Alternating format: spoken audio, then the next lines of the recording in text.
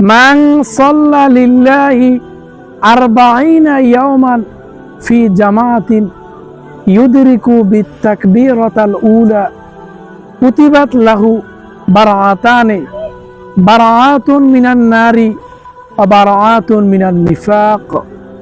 আল্লাহর হাবিব সাল্লাল্লাহু আলাইহি ওয়াসাল্লাম বলেছেন, আল্লাহর কোনো বান্দা যদি আল্লাহ সুবহানাহু ওয়া তাআলার সন্তুষ্টি অর্জনের জন্য 40 দিন তাকবীরে উলার সাথে জামাতবদ্ধ হয়ে সালাত আদায় করে, তাহলে আল্লাহ পাক রব্বুল আলামিন ওই ব্যক্তিকে দুটি জিনিস থেকে মুক্তি দান করবেন।